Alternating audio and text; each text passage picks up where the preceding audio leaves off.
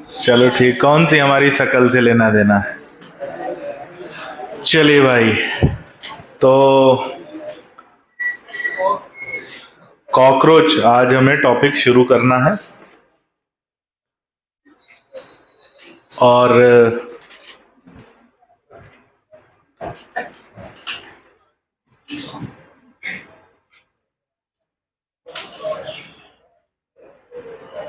Cockroach देखा होगा सबने अपने जीवन में कभी न कभी, है ना। कितना बड़ा होता है?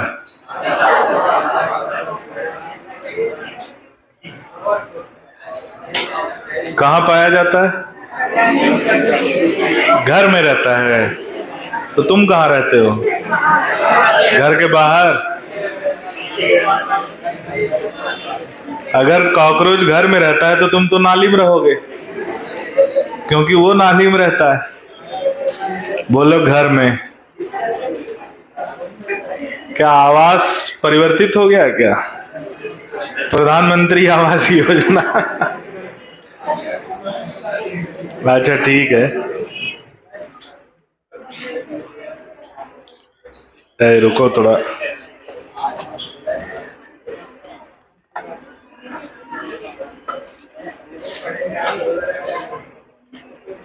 ये आवाज कहाँ से आ रही है?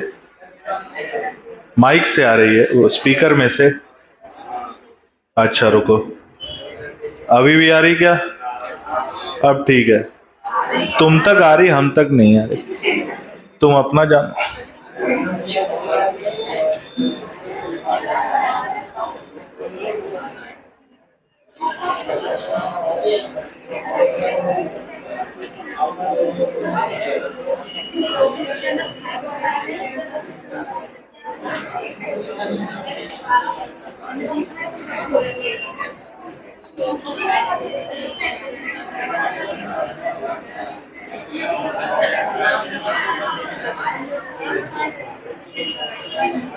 चलिए, कॉकरोच की बात कर रहे हैं। वैसे तो कॉकरोच की कई प्रजातियां पाई जाती हैं, लेकिन हम जिस प्रजाति का यहां अध्ययन करेंगे उसका नाम है पेरिप्लनाटा अमेरिकाना।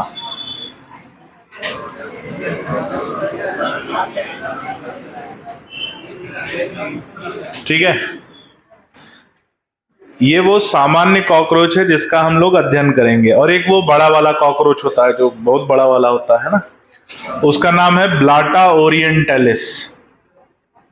ब्लाटा ओरिएंटलिस, ये क्या होता है? ये बहुत बड़ा वाला होता है, मतलब बड़ा वाला कॉकरोच होता है ना। क्या नाम है उसका? Blatta Orientalis. तो हम जिसका बात करने वाले हैं वो है कौन सा? पेरिप्लनाटा अमेरिकाना। तो लिख लो। ए बेटा, इतना सजा के लिखेगा ना, इतना सजा के तुम हेडिंग डालोगे। सजावट सही जगह ठीक लगती है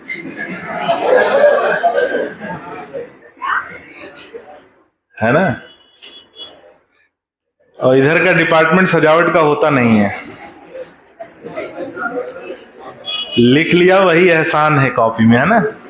तुम कॉपी में लिख ले रहे हो ना, वही मैं उसको एहसान अपने ऊपर मान रहा हूं। तो उसके लिए तुम लोग मत उसको सजाने वजाने का मतलब मत कष्ट करो इतना, है ना। हेडिंग को हेडिंग की तरह लिखो। कॉकरोच लिखो कि ये आर्थ्रोपोडा फाइलम,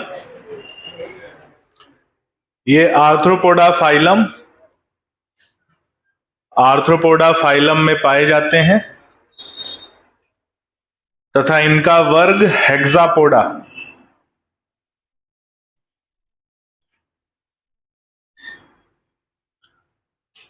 ये आर्थ्रोपोडा फाइलम में पाए जाते हैं तथा इनका वर्ग हेक्सापोडा है, तथा इनका वर्ग हेक्सापोडा है। इसे इंसेक्टा भी कहा जाता है। इनका वर्ग हेक्सापोडा है। हेक्सापोडा वर्ग को इंसेक्टा वर्ग भी कहा जाता है, जिसमें कीट आते हैं।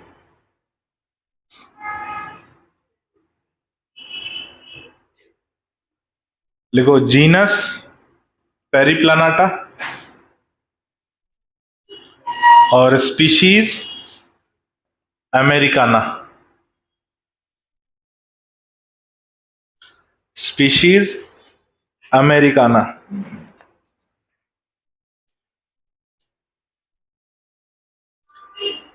अगला पॉइंट, ये सर्वाहारी जीव होते हैं। ये सर्वाहारी जीव होते हैं, कॉमा, रात्रिचर होते हैं। रात्रिचर जानते हो, रात में अधिक सक्रिय रहने वाले। ये सर्वाहारी जीव होते हैं, कॉमा, रात्रिचर होते हैं। अब रात को तुम लोगों में से ज्यादा सक्रिय कौन रहता है? रात को जागने वाले हैं क्या कुछ लोग यहाँ पे जो 3-4 बजे तक जागते हैं और फिर 3-4 बजे सोते हैं? कौन है भाई? हाँ ठीक है, ऐसी बातें बताई नहीं जाती, नजर लग जाती है। तो रात्रिचर होते हैं तथा नम स्थानों पर पाए जाते हैं। तथा नम स्थानों पर पाए जाते हैं, जहां नमी ज्यादा होती है ना, गटर, नाली इत्यादि नम स्थानों पर पाए जाते हैं। और नम स्थान जहां भाई नाली बहेगी, पानी बहेगा, वहां नमी हमेशा बरकरार रहेगी। तो गटर वगैरह में ये सामान्यतः देखने को क्या है, पाए जाते हैं। देखने थोड़ी जाओगे तुम, है ना, पाए जाते हैं। अगला पॉइंट,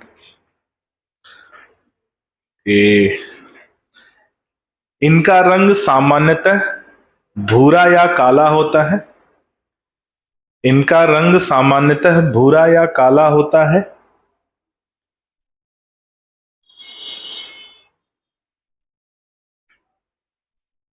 इनका रंग सामान्यतः भूरा या काला होता है, किंतु ट्रॉपिकल क्षेत्रों में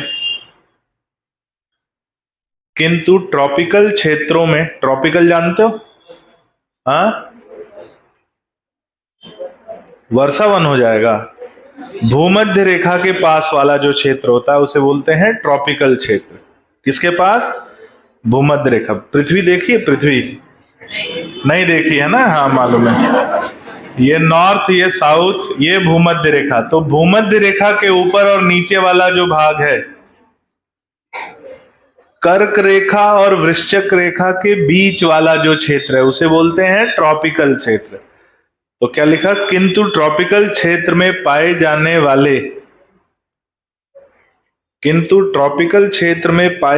वाले कुछ कॉकरोच का रंग,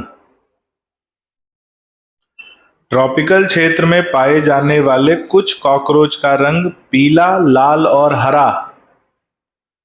कुछ कॉकरोच का रंग पीला, लाल और हरा। कुछ कॉकरोच का रंग पीला, लाल और हरा भी होता है। पीला, लाल और हरा भी होता है। अगला पॉइंट, इनकी सामान्यतः लंबाई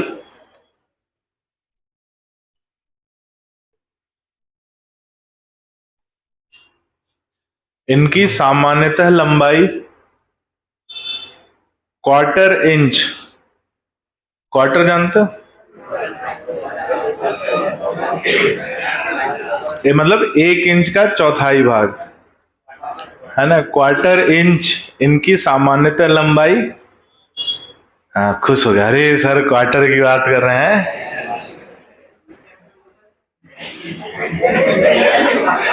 क्वार्टर में खुश होने वाले लोग अपन खंबे वाले हैं।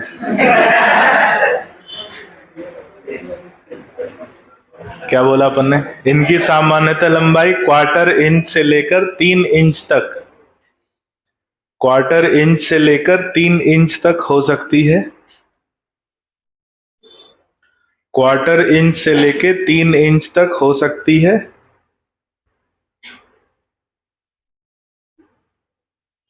जो सेंटीमीटर में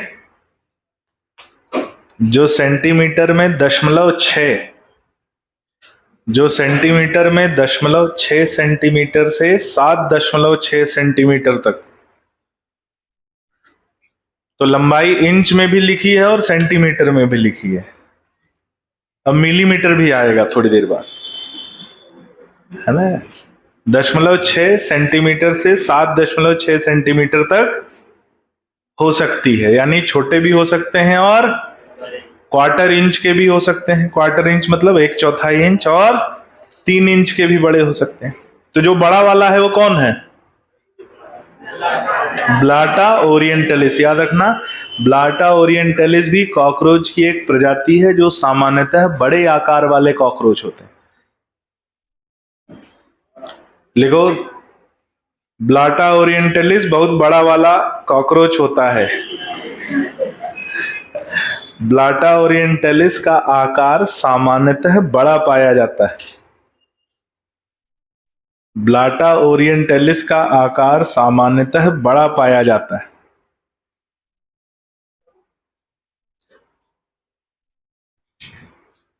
अगला पॉइंट, पेरिप्लानाटा अमेरिकाना।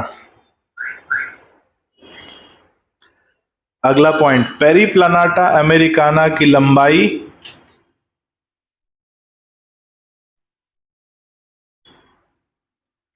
पेरिप्लानाटा अमेरिकाना की लंबाई 34 मिलीमीटर से 53 मिलीमीटर के बीच। पेरिप्लानाटा अमेरिकाना की लंबाई 34 मिलीमीटर से 53 मिलीमीटर के बीच। 34 मिलीमीटर से 53 मिलीमीटर के बीच पाई जाती है। 34 मिलीमीटर से 53 मिलीमीटर के बीच पाई जाती है, के बीच पाई जाती है। ठीक है, अब थोड़ा डायग्राम देखते हैं इनका।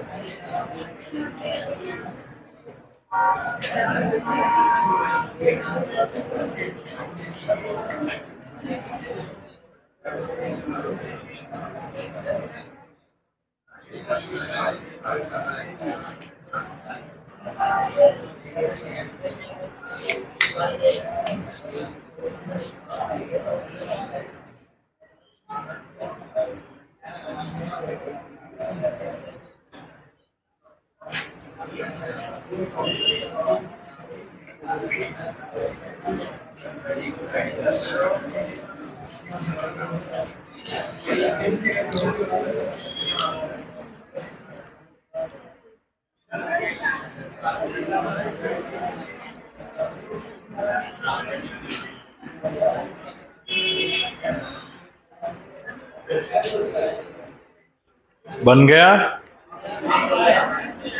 कैसा बना? बढ़िया बना ना?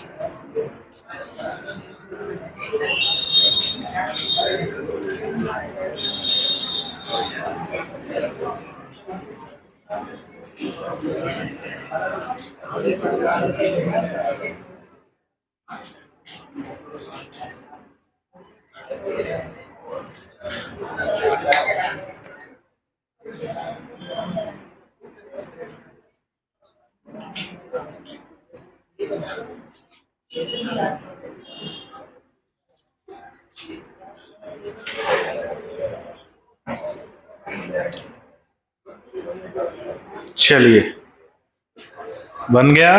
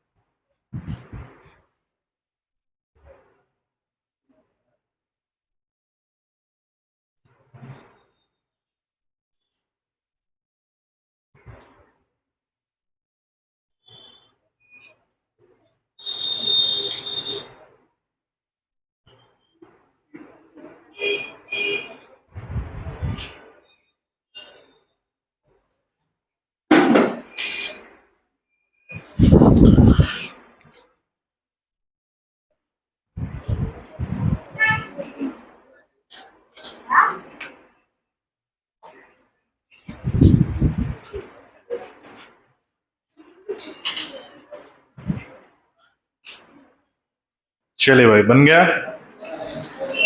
समझते हैं, इसको देखते हैं।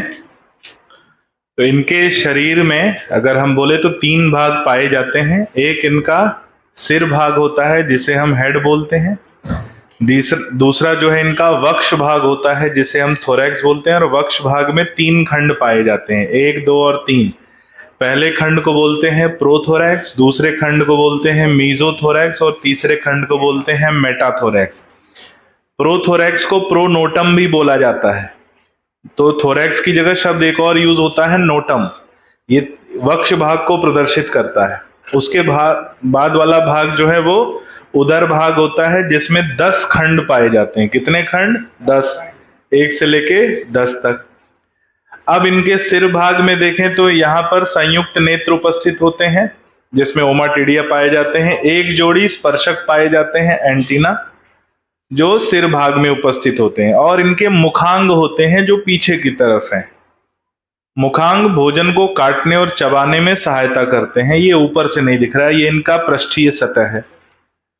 फिर अगर हम वक्ष भाग से देखें तो वक्ष भाग से 2 जोड़ी पंख उत्पन्न होते हैं।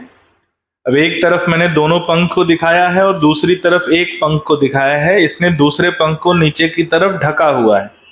तो जो आगे वाले पंख हैं उन्हें कहते हैं फोर विंग या टेगमिना। जो पीछे वाले पंख होते हैं उसे बोलते हैं हाइंड विंग या हाल्टर्स।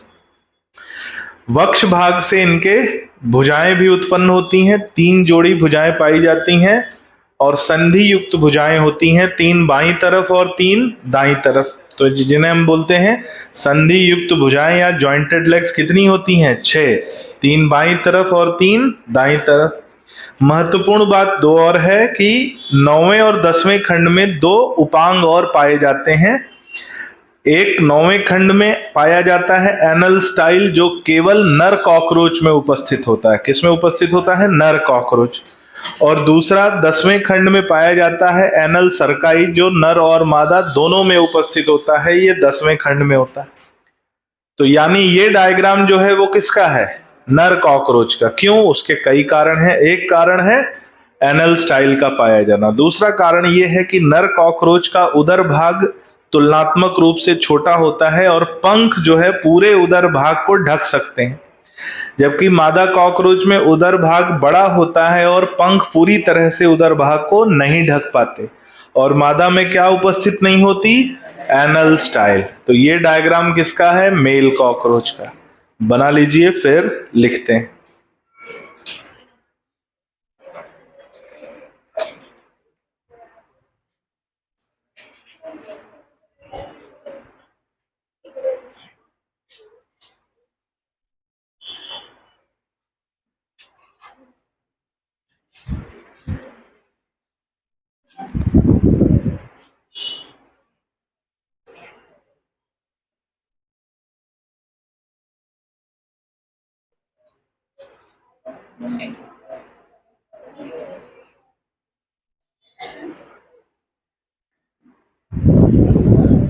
लिखिए, इनके शरीर पर गाढ़े भूरे रंग का, इनके शरीर पर गाढ़े भूरे रंग का बाह्य कंकाल, इनके शरीर पर गाढ़े भूरे रंग का बाह्य कंकाल, गाढ़े भूरे रंग का बाह्य कंकाल कवच के रूप में पाया जाता है। गाढ़े भूरे रंग का बाह्य कंकाल कवच के रूप में पाया जाता है। कवच के रूप में पाया जाता है जो काइटिन से बना होता है। कवच के रूप में पाया जाता है जो काइटिन से बना होता है, जो काइटिन से बना होता है। तो ये जो भूरे रंग का इनका बाह्य कंकाल है वो किसका बना हुआ है? काइटिन। और ये निर्जीव संरचना होती है। तो ब्रैकेट लिख लो, निर्जीव संरचना। तो इनका बाह्य कंकाल जो है वो निर्जीव होता है। बाह्य कंकाल कैसा है? निर्जीव। लिखो, इनके शरीर के 3 भाग पाए जाते हैं। इनके शरीर के 3 भाग पाए जाते हैं, सिर, वक्ष और उदर भाग। इनके शरीर के 3 भाग पाए जाते हैं, सिर, वक्ष और उदर भाग। सिर यानी हेड, वक्ष यानी थोरैक्स और उदर मतलब एब्डोमेन। सिर, वक्ष और उदर भाग। लिखो, हर भाग में खंड उपस्थित होते हैं। हर भाग में खंड उपस्थित होते हैं।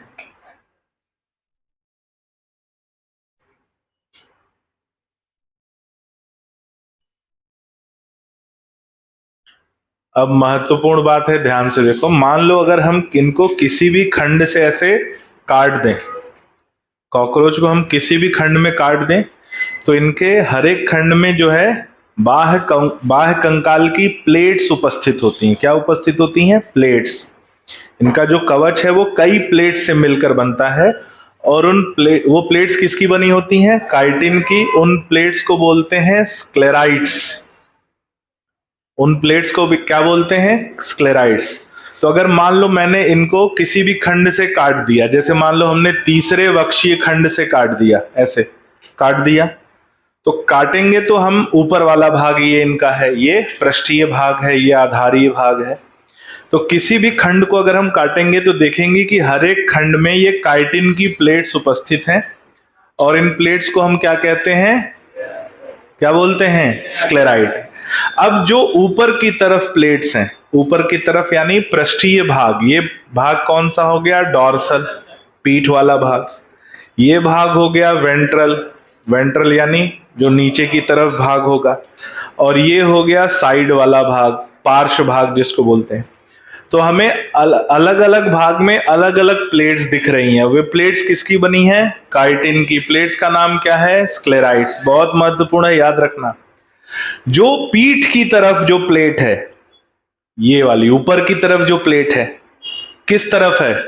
डॉर्सल साइड, पृष्ठीय सतह पर जो प्लेट होती है, कौन सी प्लेट? स्क्लेराइड। उस प्लेट का नाम है टरगाइट। क्या नाम है?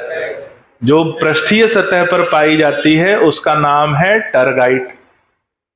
जो आधारीय सतह पर पाई जाती है उसका नाम है स्टर्नाइट।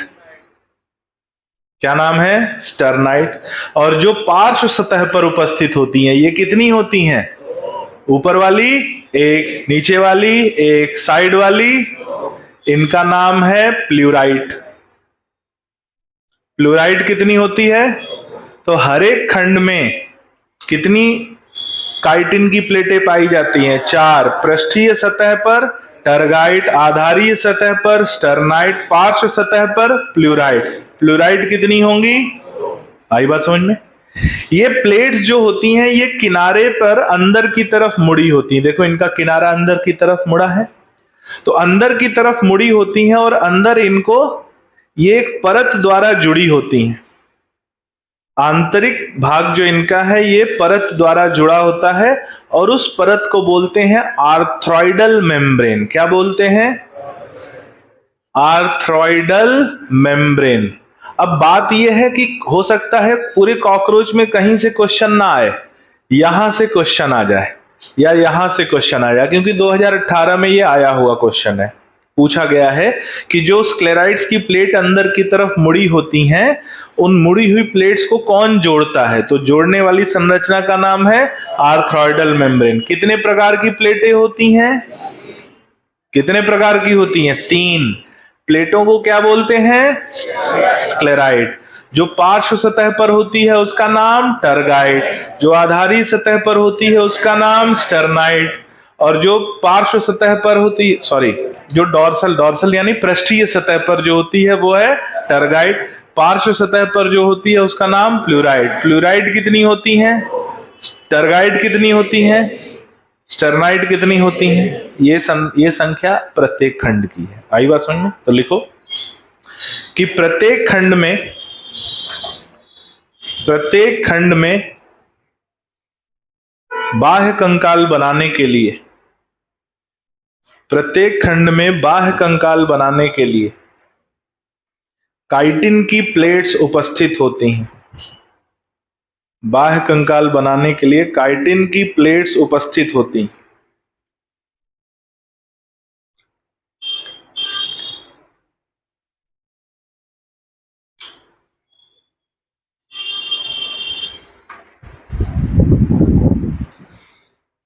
काइटिन की प्लेट्स उपस्थित होती हैं जिन्हें स्क्लेराइड्स कहा जाता है, जिन्हें स्क्लेराइड्स कहा जाता है।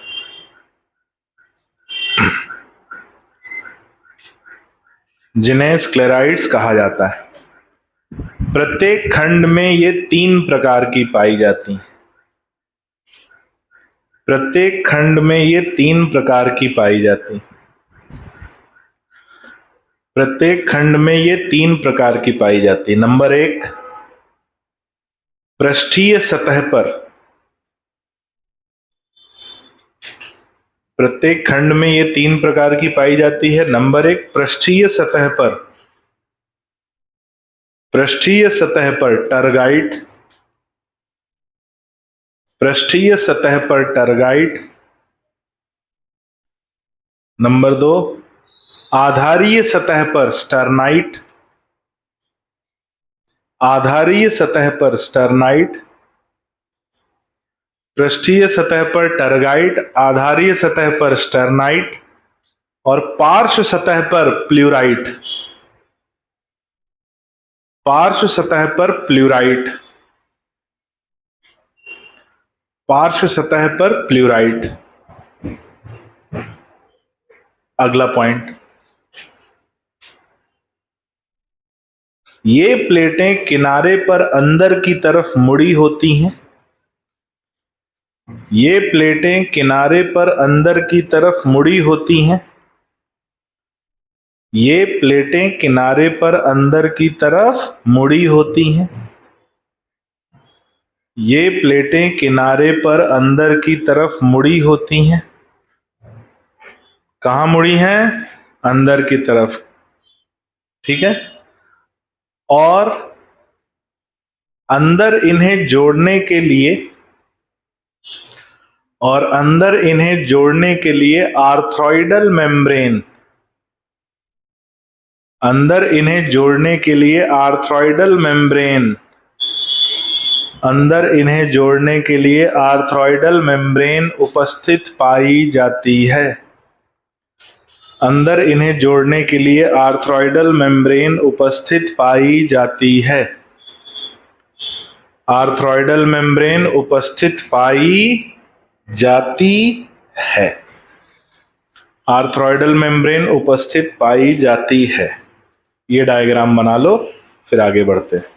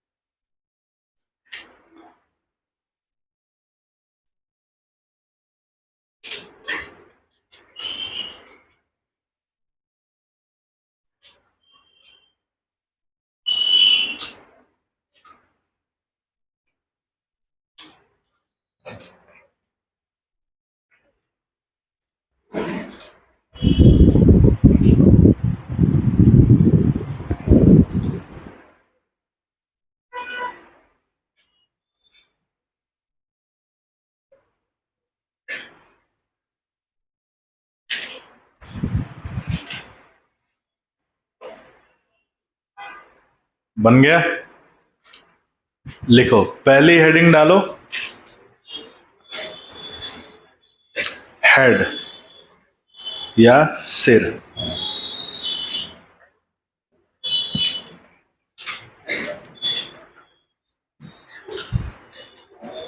इसको मिटा दें।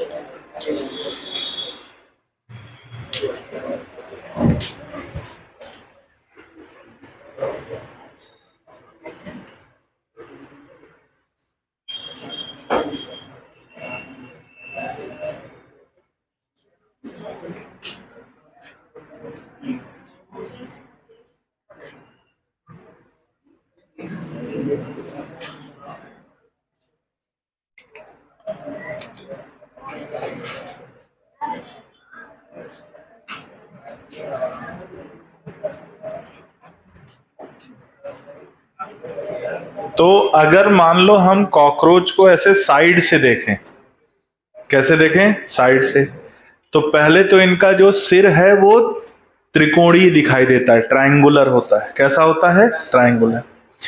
ये इनका शारीरिक अक्ष है। क्या है? शारीरिक अक्ष। और ये इनका मुख द्वार का अक्ष है। क्या है? मुख द्वार का अक्ष। तो शारीरिक अक्ष और मुख द्वार का अक्ष एक दूसरे के लंबवत होते हैं। और मुख द्वार किधर होता है? जमीन की तरफ। तो जमीन की तरफ मुख द्वार होता है, तो इसे हाइपोग्नेथस कहा जाता है। क्या कहा जाता है? हाइपोग्नेथस। सिर होता है त्रिकोणी, और सिर जो है आराम से हर दिशा में घूम सकता है। क्यों घूम सकता है? क्योंकि इसमें लचीली गर्दन पाई जाती है। क्या पाई जाती है? लचीली गर्दन, फ्लेक्सिबल नेक पाई जाती है। लचीली गर्दन पाई जाती है जो पहले वक्षीय खंड से जुड़ी होती है। किससे जुड़ी होती है? पहले वक्षीय खंड तक उपस्थित होती है। तो जैसे मान लो ये पहला वक्षीय खंड है, ये पहला वक्षीय खंड है और उसमें इनकी गर्दन है, तो गर्दन उसकी वजह से क्या होती है? लचीली होती है। ऐसा नहीं कि किनारे किनारे से जुड़ी है, पहले वक्षीय खंड के अंदर तक गर्दन उपस्थित पाई जाती है, और इसीलिए इनकी गर्दन क्या होती है? लचीली होती है, मूवेबल होती है। ठीक है, तो लिखो कि इनके मुख द्वार का अक्ष, इनके मुख द्वार का अक्ष, इनके मुख द्वार का अक्ष शारीरिक अक्ष के लंबवत होता है। इनके मुख द्वार का अक्ष शारीरिक अक्ष के लंबवत होता है। इनके मुख द्वार का अक्ष शारीरिक अक्ष के लंबवत होता है। किसके लंबवत होता है भाई? शारीरिक अक्ष के लंबवत होता है। अगला पॉइंट, मुख द्वार आधारीय सतह, मुख द्वार आधारीय सतह, मुख द्वार आधारीय सतह पर उपस्थित होता है और इसे हाइपोग्नेथस, और इसे हाइपोग्नेथस, हाइपोग्नेथस माउथ, हाइपोग्नेथस माउथ कहा जाता है। इसे हाइपोग्नेथस माउथ कहा जाता है। हाइपोग्नेथस माउथ कहा जाता है। अगला पॉइंट, इनका सिर त्रिकोणीय होता है। इनका सिर त्रिकोणीय होता है। इनका सिर त्रिकोणीय होता है। अगला पॉइंट, भ्रूण अवस्था में, भ्रूण अवस्था में सिर भाग में 6 खंड उपस्थित होते हैं। भ्रूण अवस्था में सिर भाग में 6 खंड उपस्थित होते हैं, जो जन्म के बाद जुड़कर, भ्रूण अवस्था में सिर भाग में 6 खंड उपस्थित होते हैं, जो जन्म के बाद जुड़कर एक खंड बन जाता है। जो जन्म के बाद जुड़कर एक खंड बन जाता है। तो सिर में होते कितने खंड हैं? एक। कितने खंडों के जुड़ने से बना है? 6। भ्रूण अवस्था में कितने थे? 6। याद रखना है, ठीक है। अगला पॉइंट, इनकी लचीली गर्दन पाई जाती है। इनकी लचीली गर्दन पाई जाती है जो पहले वक्षीय खंड तक, इनकी लचीली गर्दन पाई जाती है जो पहले वक्षीय खंड तक, इनकी लचीली गर्दन पाई जाती है जो पहले वक्षीय खंड तक उपस्थित होती है। पहले वक्षीय खंड तक उपस्थित होती है, जिस कारण इनका सिर आसानी से वेग कर सकता है। जिस कारण इनका सिर आसानी से वेग कर सकता है। आसानी से वेग कर सकता है। ये डायग्राम छोटा सा बना लो जल्दी।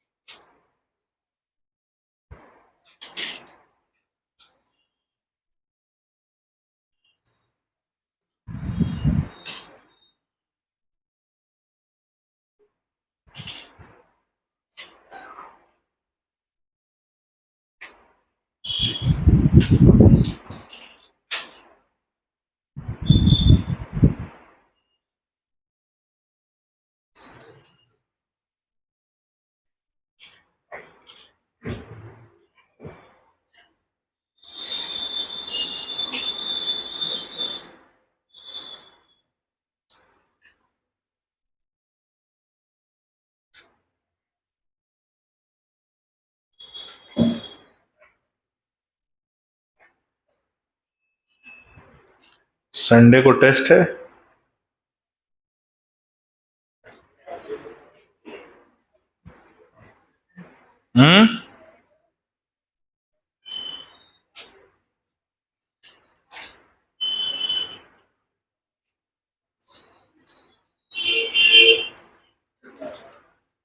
लिखो।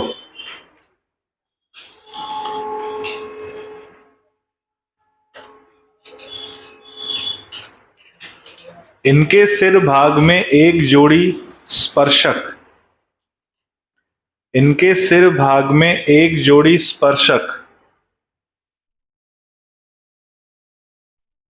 इनके सिर भाग में एक जोड़ी स्पर्शक, एक जोड़ी स्पर्शक, स्पर्शक बोले तो टेंटिकल्स, एक जोड़ी स्पर्शक ब्रैकेट में टेंटिकल्स पाए जाते हैं। अगला पॉइंट,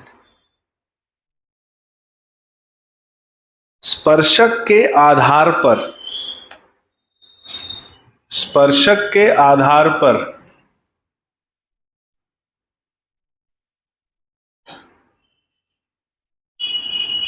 यानी सिर से जहां स्पर्शक निकलते हैं उनके आधार पर दो बिंदु उपस्थित होते हैं जिन्हें कहते हैं ऑक्यूलर स्पॉट या ऑसिलस।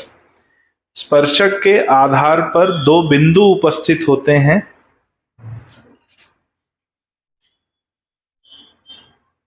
दो बिंदु उपस्थित होते हैं जिन्हें ऑसिलस या ऑक्यूलर स्पॉट, जिन्हें ऑसिलस या ऑक्यूलर स्पॉट, जिन्हें ऑसिलस या ऑक्यूलर स्पॉट कहा जाता है, जिन्हें ऑसिलस या ऑक्यूलर स्पॉट कहा जाता है। ये सरल नेत्र का अवशेषी रूप है, ये सरल नेत्र का अवशेषी रूप है, ये सरल नेत्र का अवशेषी रूप है। कहां पाए जाते हैं भाई? टेंटिकल्स के आधार पर सिर भाग में उपस्थित होते हैं। तो सरल नेत्र भी उपस्थित होता है लेकिन अवशेषी रूप में, और अवशेषी रूप को ही क्या बोलते हैं? ऑसिलस या ऑक्यूलर स्पॉट। अगला पॉइंट,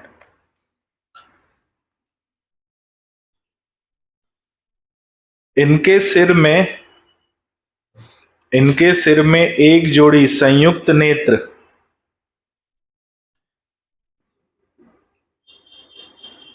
इनके सिर में एक जोड़ी संयुक्त नेत्र पाए जाते हैं, इनके सिर में एक जोड़ी संयुक्त नेत्र पाए जाते हैं जो किडनी के आकार के होते हैं। एक जोड़ी संयुक्त नेत्र पाए जाते हैं जो किडनी के आकार के होते हैं, जो किडनी के आकार के होते हैं। अगला पॉइंट बहुत महत्वपूर्ण, इनका मुखांग,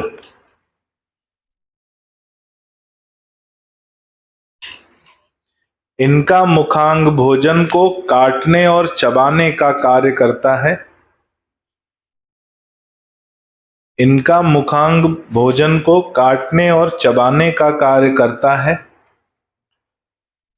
इनका मुखांग भोजन को काटने और चबाने का कार्य करता है।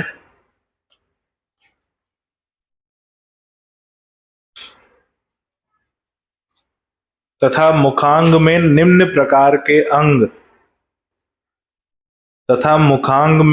प्रकार के अंग पाए जाते हैं।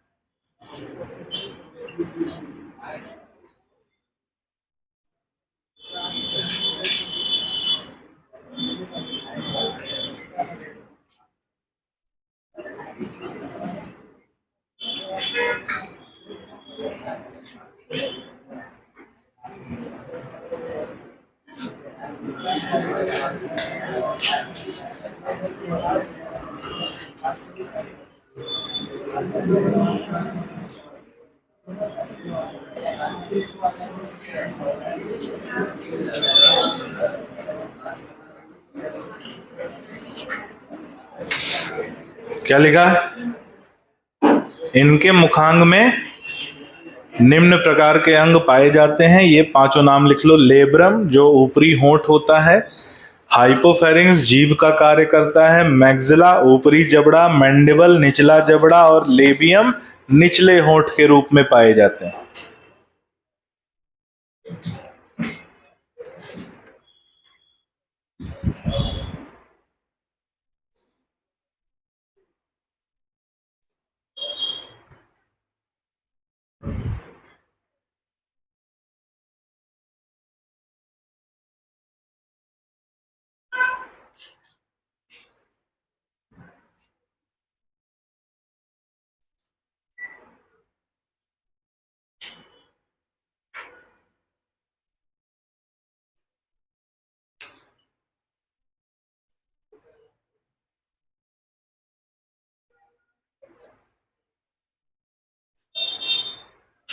क्यों बातें हो रही भाई? किसी का दांत अगर दिखाई दिया ना, निकाल के घुटने में लगा दूंगा। और ये मैं कर सकता हूं। I am trend for it.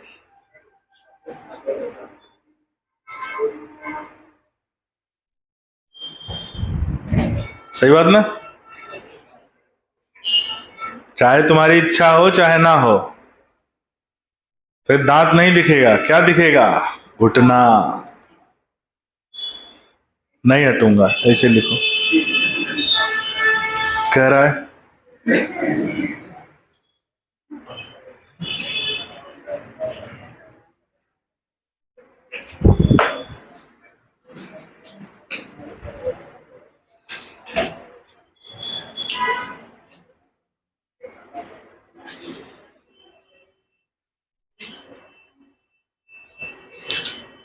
Labrum ऊपरी होंठ कितने होते हैं? एक। हाइपोफेरिंक्स जीभ कितने? एक। मैग्जिला ऊपरी जबड़ा कितने? दो। मैंडिबल निचला जबड़ा कितने? दो। और लेबियम निचले होंठ कितना? एक। और मुखांग कैसा कार्य करता है? भोजन को काटने और चबाने का। तो बाइटिंग एंड च्यूइंग टाइप। ठीक है। भोजन को, हमारा कैसा मुखांग है? ऐसा ही है, बाइटिंग एंड। हम भी तो भोजन को काटते और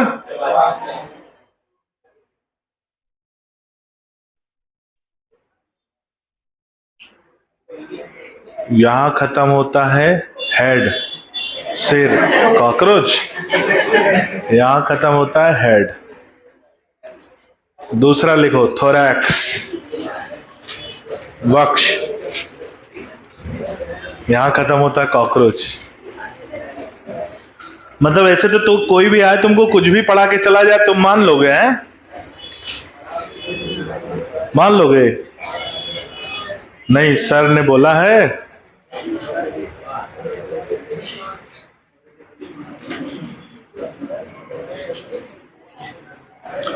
सर ने बोला है कि केवल सर है तो खत्म।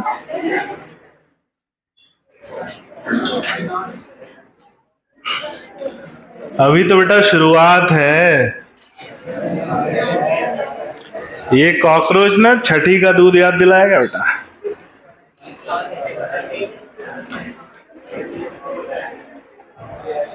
और कहेगा हमको जितने हल्के में लेते थे ना, हम नीट में उतने ही भारी तरीके से आएंगे। कैसे आएंगे? भारी। नीट में आता है 2-3 क्वेश्चन आता है, कम से कम तो 2 आता ही है, ज्यादा से ज्यादा 3, इसी के बीच में चलती है इसकी। अब तुम सोच सकते हो कि एक तुच्छ सा प्राणी तुमको डॉक्टर बनने से रोक सकता है। कितनी अविस्मरणीय बात है कि एक तुच्छ सा, जिसको तुम लोग ऐसे ऐसे और पट्ट से आवाज आती है, पड़ाक। हाँ, वैसे ही मरे थे क्या पिछले जन्म में? ऐसा ही है। पिछले जन्म का कुछ याद आ रहा है क्या? आखिरी आवाज यही सुनाई दी थी। चलो आगे बढ़ते हैं। अच्छा, आपको यदि पता चल जाए कि आप पिछले जन्म में क्या थे,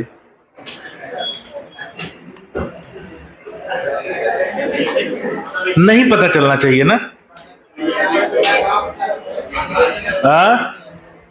नहीं पता चलना चाहिए कि हम पिछले जन्म में क्या थे। जो हो गया सो हो गया। इस जन्म का देखो, अभी समय है, इसको सही कर लो। नहीं, खराब तो कर ही रहे हो, ये सही करने का मौका है।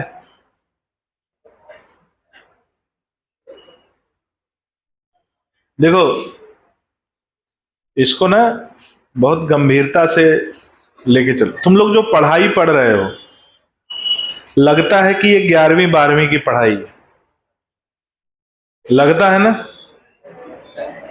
लेकिन है ये पढ़ाई ग्रेजुएशन और पोस्ट ग्रेजुएशन और पीएचडी लेवल की है भाई। तुम बीएससी, एमएससी और पीएचडी का एक साथ पढ़ रहे हो, एक ही साल में। बस लग रहा है कि हम 11वीं 12वीं पढ़ रहे हैं, लेकिन ये पढ़ाई सामान्य नहीं है। इसलिए कह रहा हूं कि अगर ढंग से पढ़ लोगे ना तो इंसान बन जाओगे। क्या बन जाओगे? मैं कुछ नहीं, ज्यादा नहीं कह रहा हूं। जितना तुमको क्लास में पढ़ाया जा रहा है ना, बस इसका 50% पढ़ लो। 50%। जितना क्लास में पढ़ाया जा रहा है, अगर उसका तुम 50% पढ़ लोगे ना, भारत के किसी भी आईसर इंस्टीट्यूट में सिलेक्ट हो सकते हो। आईसर, आईसर जानते हो? भारत में 7 ही हैं। भोपाल में एक ही है, Indian institute of science education and research. कुछ समय बाद इसकी तुलना आईआईटी से होगी। आईसर बहुत गिनती के हैं, 7 ही हैं। तो मेरा ये मानना, अगर तुम जितना क्लास में पढ़ाया जा रहा है उसका आधा पढ़ लोगे तो आईसर में ऐसे आंख मूंद के चले जाओगे। आईसर वाले घर पे निमंत्रण पत्र भेजेंगे, भैया। और अगर तुम थोड़ी और मेहनत कर लो, 90% तक पहुंच जाओ। कहां तक पहुंच जाओ? तो तुम पहुंच जाओगे गवर्नमेंट मेडिकल कॉलेज में, GMC, government medical college. Gandhi medical college में समझ लेना। अगर इसको 95% तक तुम पढ़ लो तो तुम Gandhi medical college, MGM Indore, BHU, AFMC या एम्स भोपाल तक पहुंच जाओगे। 95%। और अगर उससे ऊपर चले गए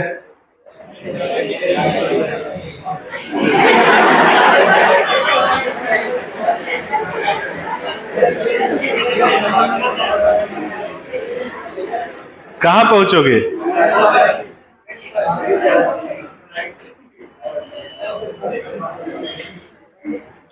ठीक है, आगे बढ़ते हैं। तैयारी का क्रमिक विकास पढ़ा है कि नहीं? मतलब बताया कि नहीं? पढ़ा कहाँ हुआ, बताया कि नहीं कभी? तैयारी का जो समय है ना 1 साल का, इसका भी एक क्रमिक विकास होता है, इवोल्यूशन। बहुत लोग को ये बात मालूम होगी, बहुत लोग इस बात को अभी समझने की कोशिश कर रहे होंगे कि ये है क्या।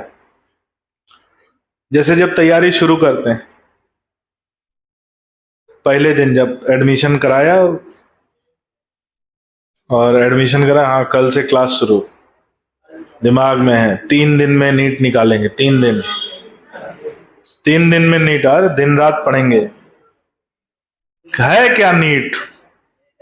हाजर का गलुआ है?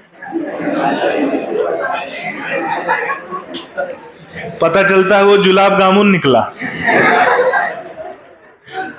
हाजर का गलुआ है, खा लेंगे। नीट में है क्या? 11वीं 12वीं पूछेगा, वही पढ़ के आए हैं। एम्स दिल्ली से नीचे कुछ भी मंजूर नहीं है। पढ़ाई शुरू होती है, 1 महीना बीतता है। एम्स भोपाल ज्यादा अच्छा है, 1 महीने में घर के पास का पास है। दिल्ली में प्रदूषण बहुत है, दिल्ली नहीं, रहने लायक जगह नहीं है, दिल्ली खराब जगह है, पानी नहीं है, खाना बहुत खराब है। एम्स भोपाल सबसे बढ़िया, भोपाल का मौसम बेस्ट है। बहुत से ऐसे बच्चे हैं जो एम्स दिल्ली छोड़ के एम्स भोपाल लिए, नाम गिना दूं, है ऐसे। 1 महीना और बीता। एम्स पटना कौन सा बुरा है? एम्स है, भले पटना में हो, नाम है एम्स। एम्स से डॉक्टर बनना है, सपना तो यही था ना। बचपन में जब फूफा जी आए थे, पूछे थे क्या बनोगे, तो बोला था ना डॉक्टर बनेंगे। एम्स से बनेंगे, एम्स। 1 महीना और बीतता है, अपन आ जाते हैं अगस्त सितंबर तक। अगस्त सितंबर, एमजीएम इंदौर सबसे पुराना है। एम्स भोपाल तो अभी खुला है, 10 साल हुए हैं। एमजीएम इंदौर है बहुत पुराना, 50-60 साल पुराना है। पुराना जितना कॉलेज होता है वो ज्यादा सिखाता है। एम्स तो ये सब फर्जी है। एमजीएम इंदौर जितना पुराना है उतना अच्छा है। एमजीएम इंदौर डन, इससे नीचे चलो बस, सोच समझ खत्म। 1 महीना और बीता। अरे यार, गांधी मेडिकल कॉलेज तो तालाब के बगल में है,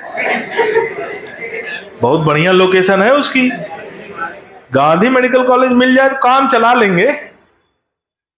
वहीं तालाब से हॉस्टल से कूदेंगे, हॉस्टल से कूदेंगे तालाब में, तालाब से कूदेंगे हॉस्टल में। गांधी मेडिकल कॉलेज हमीदिया, बताओ, इतनी बढ़िया लोकेशन पे है, इधर हॉस्टल, इधर तालाब, उधर सीएम हाउस। रोज सीएम साहब के साथ उठक बैठक होगी, चाय पे चर्चा होगी, और साहब कैसे, सब बढ़िया। और लिटरली है ऐसा भाई, 2 ही लोग वहां रह सकते हैं, एक सीएम और एक डॉक्टर। इधर लड़के रहते हैं, हॉस्टल है, और इधर सीएम रहते हैं, बीच में तालाब है। जब मन करे ऐसे चले जाओ। हमीदिया बेस्ट है, गांधी मेडिकल कॉलेज। फिर आता है अक्टूबर नहीं, नवंबर आ गया। अक्टूबर तक तो अपन हमीदिया तक पहुंच गए थे, नवंबर आ गया। नवंबर आता है, विदिशा वाला भी पास ही है। भोपाल विदिशा क्या फर्क पड़ता है, वो भी सरकारी, ये भी सरकारी। अरे हमीदिया से ऐसे गाड़ी बढ़ाएंगे, विदिशा पहुंच जाएंगे। कौन किसको पता चल रहा है, शाम को वहीं बैठक करेंगे। विदिशा से निकले, हमीदिया में बैठक किए, सब दोस्त यार वहीं रहेंगे, मजा रहेगा जीवन में, इसकी भैंस की आंख, मजे ही मजे। फिर उसके बाद नवंबर आता है, नवंबर हो गया, दिसंबर आता है। खंडवा वाला भी बुरा नहीं है। खंडवा वाला, जो खंडवा मेडिकल कॉलेज है, जीएमसी है, सरकारी। कहीं से करो, चाहे इंदौर से करो, चाहे भोपाल से करो, चाहे खंडवा से करो, डिग्री तो केवल वहीं से मिलेगी ना जो मेडिकल यूनिवर्सिटी है। सबकी डिग्री बराबर है, एमबीबीएस एमबीबीएस बराबर है, सब बढ़िया फर्स्ट क्लास। क्रमिक विकास और आगे बढ़ेगा। जनवरी आता है, जनवरी आते आते चिरायु, मेधावी छात्र में उठाएंगे, मजे ही मजे, फीस सरकार देगी, अपने क्या अपनी जेब से जाना नहीं है, 1 रुपया नहीं, अपना है 12वीं 75% ऊपर है, बढ़िया उठाएंगे। मेधावी छात्र में बहुत से ऐसे बच्चे हैं जो खंडवा नहीं लेते कि दूर है, उससे बढ़िया चिरायु ले लो, शहर में है, हॉस्पिटल बढ़िया है। हॉस्पिटल में तो वही है ना, जिसको मरीज देखने को ज्यादा मिले वही तो ज्यादा सीखेगा। चिरायु बढ़िया, 1 नंबर, फर्स्ट क्लास। फरवरी आता है,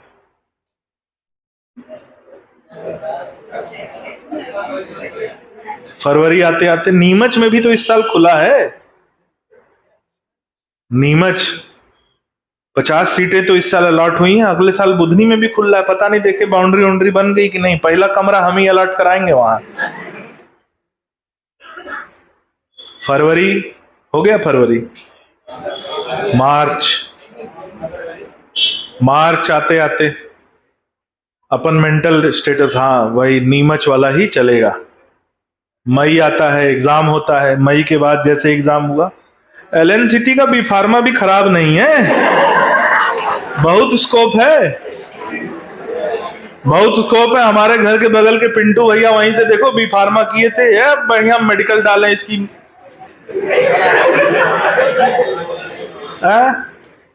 रोज बढ़िया बैठ के दवाई काट रहे हैं और बढ़िया दवाई दे रहे हैं, कोई बुराई तो, स्कोप बहुत है, स्कोप।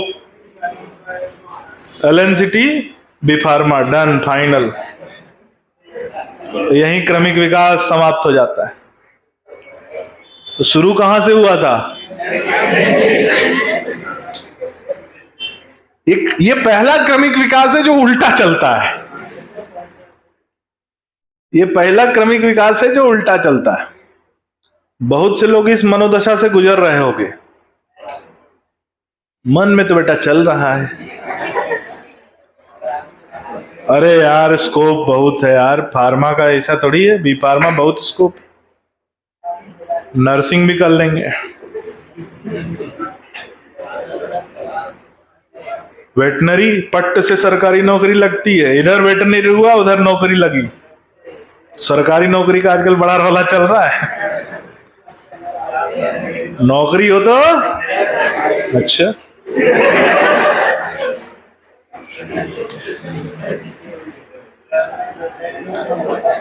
मेरा उसमें कोई ऐसा वो नहीं है कि मैं सरकारी नौकरी या इसके मैं विरोध हूं, मेरे घर में खुद आधे लोग सरकारी नौकरी कर रहे हैं, हम नहीं कर रहे हैं, मन नहीं किया।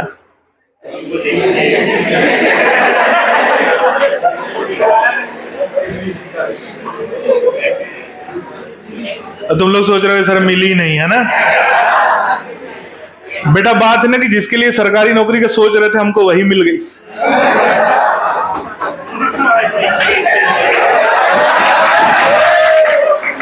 और वो भी सरकारी नौकरी वाली, जिसके लिए सरकारी नौकरी सोच रहे थे हमको वही मिल गई, और वो भी सरकारी, और वो भी पीसीएस। तो भैया हम क्यों सोचें, कोई तात्पर्य है? इसको कहते हैं इवोल्यूशन। क्या बोलते हैं? आगे बढ़ते हैं। सर सातिर निकले हैं।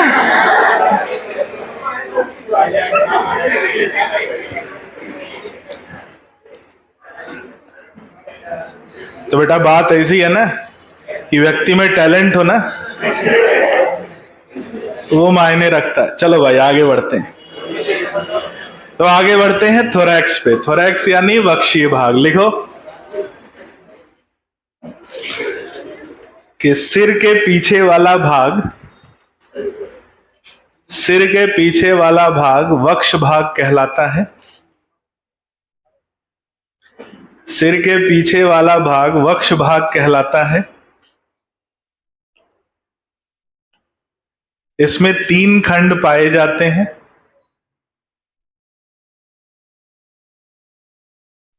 इसमें 3 खंड पाए जाते हैं।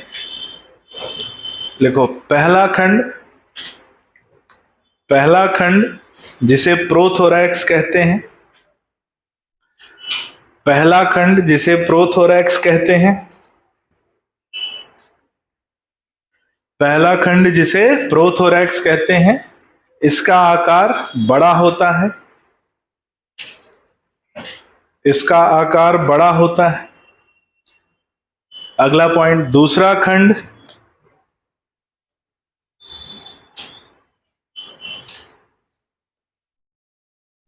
खंड मीजोथोरैक्स।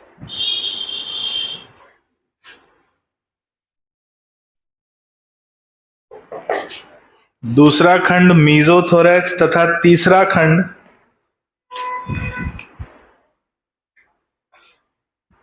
खंड मेटाथोरैक्स तथा तीसरा खंड मेटाथोरैक्स होता है। दूसरा खंड मीजोथोरैक्स तथा तीसरा खंड मेटाथोरैक्स होता है। अगला पॉइंट, प्रोथोरैक्स को प्रोनोटम भी कहा जाता है। प्रोथोरैक्स को प्रोनोटम भी कहा जाता है। प्रोनोटम भी कहा जाता है। अगला पॉइंट लिखो, वक्ष भाग की आधारीय सतह पर, वक्ष भाग की आधारीय सतह पर या आधारीय सतह से, वक्ष भाग की आधारीय सतह से 3 जोड़ी संधि युक्त भुजाएं, आधारीय सतह से 3 जोड़ी संधि युक्त भुजाएं, आधारीय सतह से 3 जोड़ी संधि युक्त भुजाएं, 3 जोड़ी संधि युक्त भुजाएं उत्पन्न होती हैं।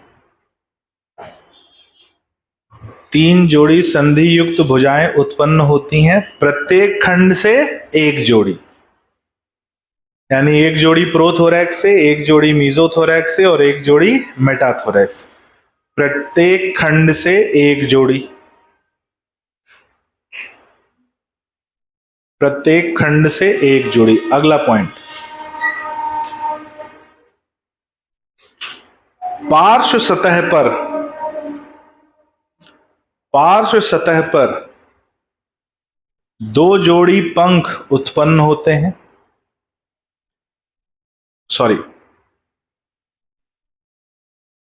पृष्ठीय सतह पर 2 जोड़ी पंख, पृष्ठीय सतह पर 2 जोड़ी पंख, 2 जोड़ी पंख उत्पन्न होते हैं। पहला लिखो, आगे वाले पंख मीजोथोरैक्स से उत्पन्न होते हैं। आगे वाले पंख मीजोथोरैक्स से उत्पन्न होते हैं। प्रोथोरैक्स से कोई भी पंख उत्पन्न नहीं होता। आगे वाले पंख मीजोथोरैक्स से उत्पन्न होते हैं।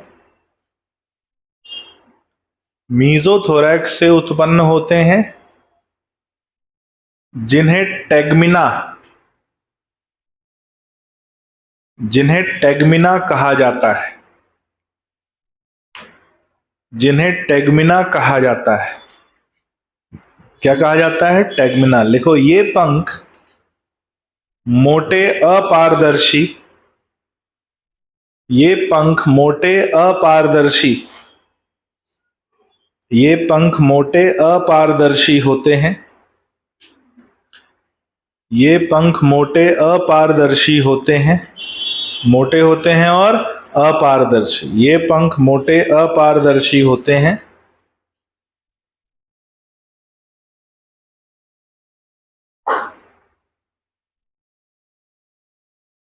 जो पिछले पंखों को ढकते हैं, जो पिछले पंखों को ढकते हैं, मोटे अपारदर्शी होते हैं जो पिछले पंखों को ढकते हैं।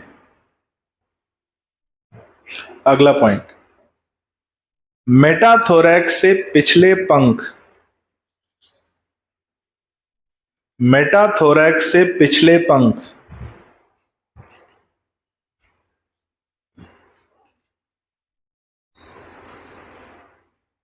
मेटाथोरैक्स से पिछले पंख उत्पन्न होते हैं जिन्हें हाल्टर्स कहा जाता है। मेटाथोरैक्स से पिछले पंख उत्पन्न होते हैं जिन्हें हाल्टर्स कहा जाता है।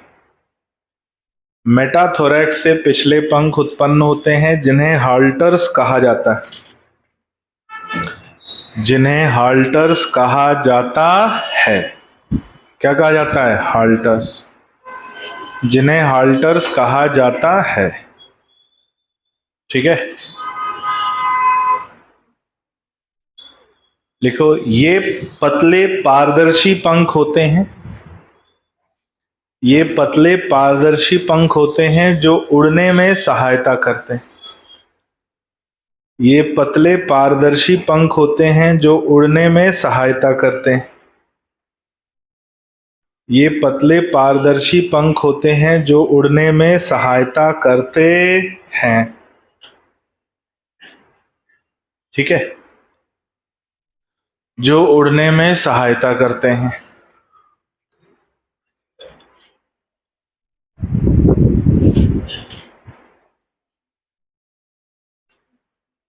अगली हेडिंग डालो, उदर भाग या एब्डोमेन, और इसे हम लोग देखेंगे अगली क्लास में।